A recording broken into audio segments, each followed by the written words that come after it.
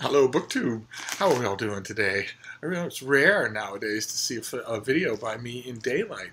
But the crew, the construction crew, just started their evening break. Most of them will be taking supper. Most of them work 20 hours a week, so they'll be taking supper for the next 4 days. They go about 4 days of 20-hour a day work days, and then they collapse and a new crew comes in. That crew is taken to the hospital and put back in shape while the new crew works 20 hours a day. It's rough and it's stressful because they're dealing with explosives and pile drivers and backhoes and police sirens, and also there have been warplanes doing low passes overhead, most of them doing strafing and bombing runs. So usually I wait until deep in the heart of the night to film, so that anyone can hear me. But they're on their break now, so I thought we'd go through a little mail and see what might be of interest. See what suggests itself. Oh, okay.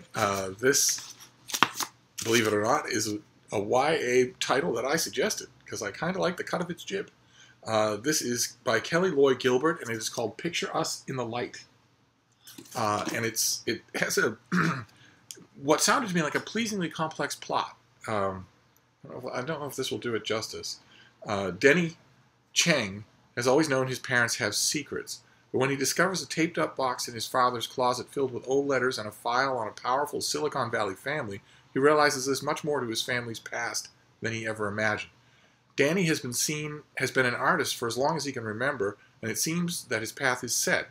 With a scholarship to Rhode Island School of Design and his father's blessing to pursue the career he's always dreamed of, still, contemplating a future without his best friend Harry by his side makes Danny feel a panic he can barely put into words.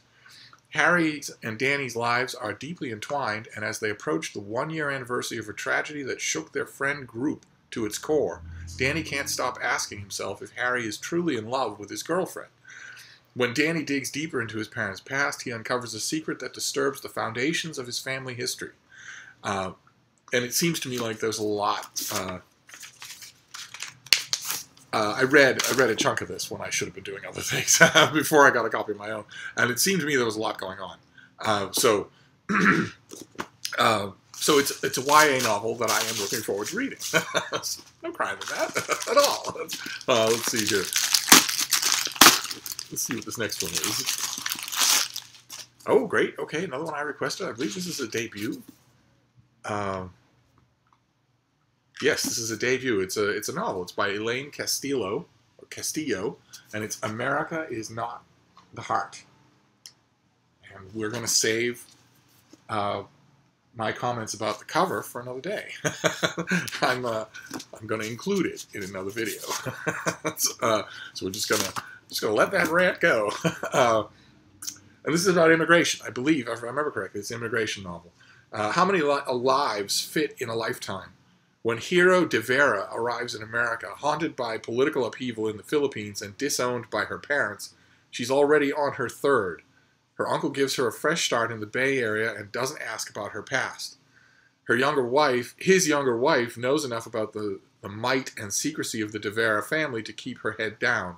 Only their daughter asks Hero why her hands ache. And this is from Viking. And again, I read a chunk of it. I think it was at the Boston Globe or the Christian Science Monitor. I read a chunk of this and kind of liked it. The two things that I didn't like about it were the disaster of the cover, and also the fact that that this is another example of the increep of YA into the adult fiction lists of major publishers.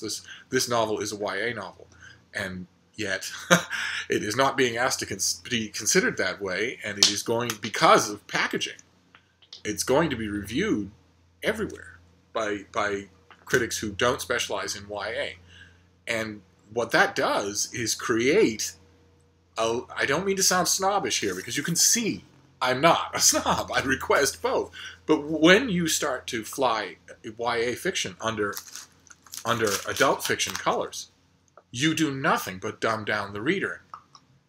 You dumb down the pool of readers. They start, the 20-somethings who are coming to adult fiction start to think, well, this is adult fiction. And just because and the reason I know it's not YA is because it's not set in high school. When the setting has nothing to do with what makes or doesn't make something YA. And it just, with a few very marked exceptions, the average so-called adult novel, literary fiction as it's called, in America today, published in America today in, let's say, early 2018, with only a handful of exceptions, the average, let's take an average literary fiction novel published in early 2018. If you were to read it immediately back to back with an average literary fiction novel from 40 years ago, you would notice a drastic difference, an embarrassing difference in the level of sheer literacy, in the level of individuality, in the level of rhetorical control, and most of all, in the level to which you are not being talked down to, in the absence of condescension, which is another hallmark of YA fiction.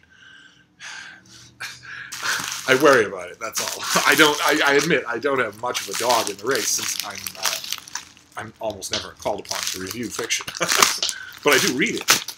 That's the point that literary friends of mine have been making forever, which is that I poo-poo the made-up stories.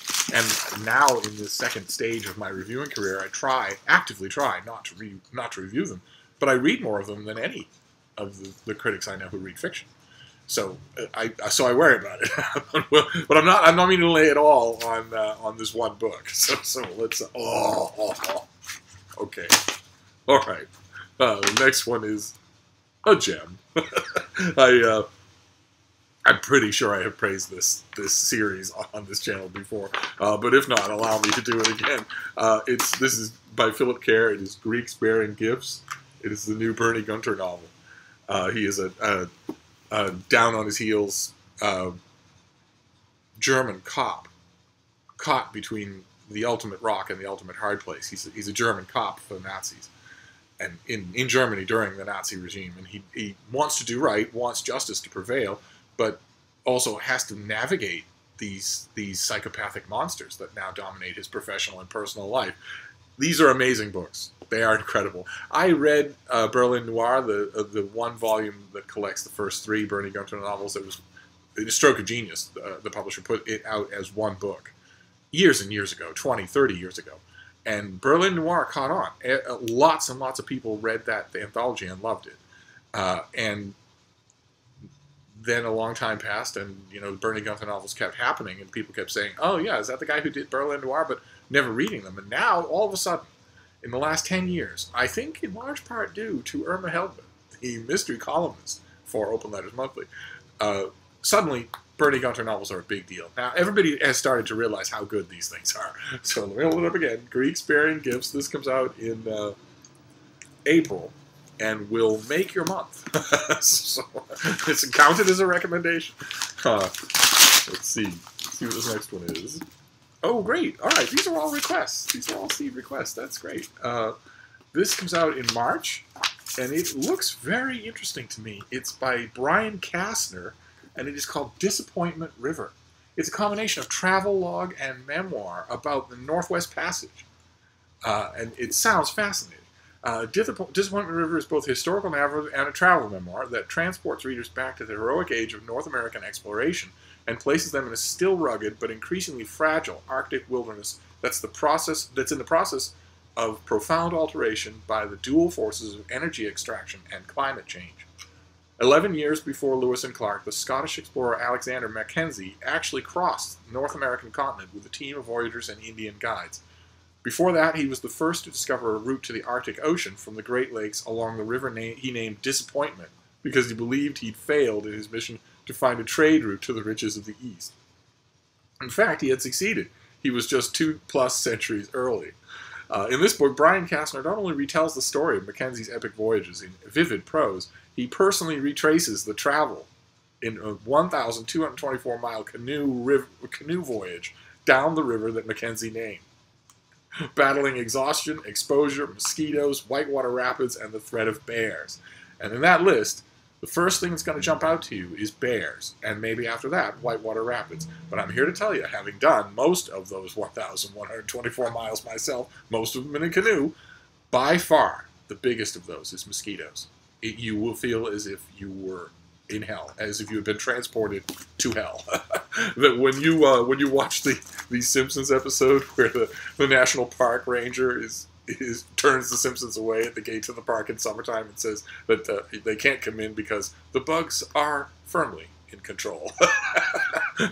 That's absolutely true. That joke had to have been written by somebody who thought they were going to deal with a few mosquitoes. The thing that you put DEET on and you're set. No. No. Words don't describe it. So, but still, this seems fascinating to me, and I would like to review it. And I have a whole bunch of ideas for where I would like to review it. And one of the things that I'm thinking about for 2018 is putting some effort into adding some venues to the old Steve roster. I have quite a few, but I'd like more. And we'll see. We'll see how that goes. I will, of course, keep you updated. All right, let's see what the next one is here. Oh, okay. First one that was not requested by me. Great, and this is from Tor. And this is Mississippi Roll, a wild cards book edited by George R.R. Martin.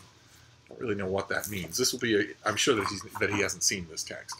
This will be a collection of writers writing in the world of wild cards, his imaginative world of wild cards. On her final voyage, the historical steamboat Natchez is known for her superpowered guest entertainers. But after the suspicious death of a crew member, retired New York police detective Leo Storgman decides to make this incident his personal case. Edited by New York Times best-selling author George R.R. Martin, this book features the writing talents of Stephen Lee, John Jose Miller, Kevin Andrew Murphy, Carrie Vaughn, Hugo Award-winning author David Levine, who wrote Arabella of Mars, which is a great book, and Hugo and Nebula finalist Sherry Priest. Okay, and with a lovely cover. So it's got his name, big as all creation, on the cover. He has absolutely nothing to do with it, but that's all right. That's marketing for you. I was never a big fan of the wild cards universe and the wild cards concept. I always thought it was really kind of lazy. So I don't know what I will do with this, but oh God help us. Okay, all right, this comes out in April. Oh God, I think I mentioned this already.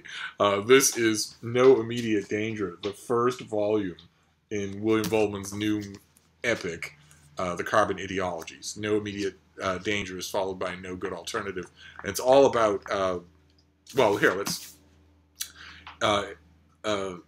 Vollmann begins No Immediate Danger, the first volume in Carbon Ideologies, by examining and quantifying the many causes of climate change, from industrial manufacturing and agricultural practices to fossil fuel extraction, economic demand for electric power, and the justifiable yearning of people all over the world to live in comfort. Can we avoid global warming and still satisfy energy demand? One way forward might be nuclear power.